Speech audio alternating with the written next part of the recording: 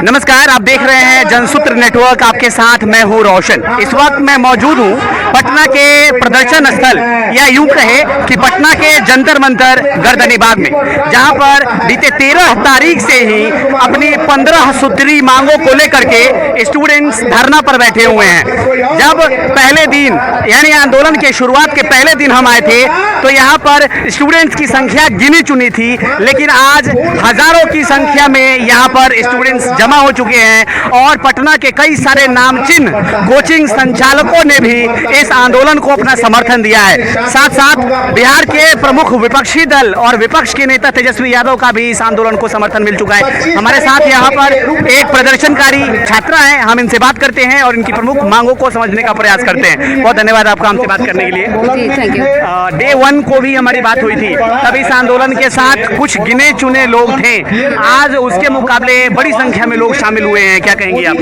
बिल्कुल, देखिए जी, और ये अभी तो आज तो 2-4 हज़ार की संख्या में रोशन सर आए थे। मैं 1799 की दरोगा की छात्रा हूँ। मैं उसी के लिए लगातार प्रोटेस्ट कर रही हूँ। मानती हूँ ये आंदोलन 13 दिन पहले स्टार्ट हुआ है, लेकिन ये जो नाकामी है आयोग की, वो आज की नहीं है, ये दशकों पुरानी है। और उसके बाद और मेरे आंदोलन की बात करें तो मेरे एग्जाम की बात करूँ तो वो प्रीलिम्स में भी पेपर लीक हुआ है, मेंस में भी पेपर लीक हुआ है। लगातार हम लोग लगे हुए हैं, लगातार आयोग से लड़ रहे हैं, लगातार आयोग से हेल्प मांग रहे हैं, लगातार उनके पास जा रहे हैं, लेकिन हमें आज तक न्याय नहीं मिला। इनफैक्ट आज तक उन्होंने एक शब्द नहीं बोला हमारे लिए। वो हमारे लिए उस पद पर बैठे हैं, लेकिन वो कभी आज एक एग्जाम निष्पक्षता से नहीं करा पाई है बीपीएससी आयोग। उन्होंने एक लॉटरी सिस्टम बना के रख दिया हमारे एग्जाम को। ना ही वो ट्रांसपेरेंसी लाना चाहते हैं, ट्रांसपेरेंसी के नाम पर उनके पास कुछ नहीं है। ना ही हमें देने को आंसर सीट है, आंसर की है, ना ही हमारे पास देने को उनके पास क्वेश्चन पेपर है, ना ही उनके पास ओएमआर का कार्बन कॉपी है, जिससे कि बच्चा जाके उनसे क्वेश्चन पूछ सके। मैं ऑथेंटिक सोर्स एनसीईआरटी से चेक करती हूँ, मेरे 75 नंबर आते हैं और मैं जाके एप्लीकेशन लेके जाती हूँ आयोग के चेयरमैन से मिलने के लिए, तो वहाँ पे मुझे ये बोल के हटा दिया जाता है कि आप एक आम नागरिक हैं, आपसे नहीं मिल सकते हैं। तो मैं तो कहूँगी पहले तो अपनी ईगो को आप डाउन कीजिए। अगर हम बच्चे ईगो पे आ गए तो आप देख रहे हैं ये आंदोलन हो रहा है और किस प्रकार लोग आमरण अनशन पर बैठे हैं। अभी तो एक जानवी दी और अमन भैया अमन भैया 6ठा दिन आंदोलन, जैसा कि आप लोगों को पता है आमरण अनशन का, जानवी दी का 3रा दिन। और अगर वो नहीं सुधरी और 1799 दरोगा परीक्षा रद्द नहीं हुआ और तमाम जितने भी आयोग हैं वो अपनी हरकतों को नहीं सुधारे और अपने सुधार नहीं लाए, तो जिस प्रकार अभी झारखंड में हुआ, रद्द हुआ, लगातार आंदोलन हुआ, उस प्रकार यहाँ भी तब तक आंदोलन चलता रहेगा जब तक कि पूर्णतः हमारा पेपर रद्द नहीं हो जाता है। यहाँ पर मैं देख रहा था कि कल पूर्णिया के सांसद पप्पू यादव के नेतृत्व में स्टूडेंट्स के कुछ प्रतिनिधि जो हैं वो राज्यपाल से मुलाकात किए थे, तो वहाँ से क्या कुछ आश्वासन मिला कुछ सरकार की तरफ? बिल्कुल आश्वासन तो मिला है। मैं बात करूँ आश्वासन की, तो देखिए आश्वासन तो बिल्कुल कल मिला है। बीपीएससी और शायद तैयारी 4 के, जहाँ तक मुझे पता है, उन 2 मुद्दों को छोड़ के सारे मुद्दों को लिया गया। हमारे बीपीएसएससी के मुद्दों को भी लिया गया और मुझे इतनी जानकारी भी है कि राजभवन में कल उस पर चर्चा भी हुई है और सारे आयोग के चेयरमैन को बुलाया गया है बैठक करने के लिए और उस पर बातचीत करने के लिए।